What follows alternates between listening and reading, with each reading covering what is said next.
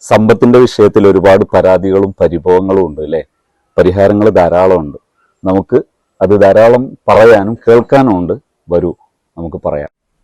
ഇസ്ലാമിൽ സക്കാത്ത്, സ്വതക്ക, ദാനധർമ്മങ്ങൾ നൽകുന്നവനാണോ അത് ലഭിക്കുന്നവനാണോ കൂടുതൽ പുണ്യം? സക്കാത്ത് കൊടുക്കുന്നതാണ് വാങ്ങുന്നതിനേക്കാൾ പുണ്യം. സമ്പത്ത് ദാനം ചെയ്യുന്നതാണ് ഇരക്കുന്നതിനേക്കാൾ പുണ്യം. എങ്കിൽ സമ്പത്തുണ്ടാവുക എന്നത് ജീവിതത്തിലെ അനുഗ്രഹങ്ങളുടെ ഒരു വഴിയാണ്.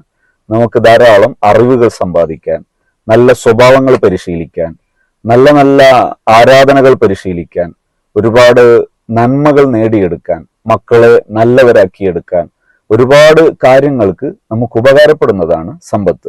പക്ഷേ സമ്പത്ത് എങ്ങനെ സമ്പാദിക്കണമെന്നതും എങ്ങനെ വിനിയോഗിക്കണമെന്നതും ജീവിതം എങ്ങനെ മുന്നോട്ട് കൊണ്ടുപോകണം എന്നതും പഠിക്കണം.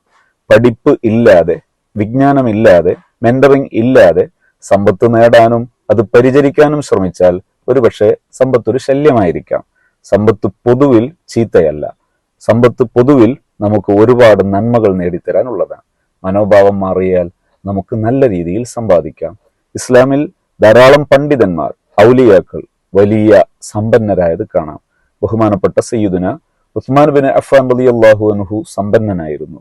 അതുപോലെ ഗൗസുൽ ആലം മുഹയ്യിദ്ദീൻ അബ്ദുൽ ഖാദിർ ജീലാനി ഖദ്ദസല്ലാഹു സിർറഹുൽ അസീസ് സമ്പന്നനായിരുന്നു. നിരവധി ഔലിയാക്കൾ, നിരവധി പണ്ഡിതന്മാർ, നിരവധി മുജദ്ദിദുമാർ സമ്പന്നനായിരുന്നു. പക്ഷെ സമ്പത്തിന്റെ അടിമകളായിരുന്നില്ല.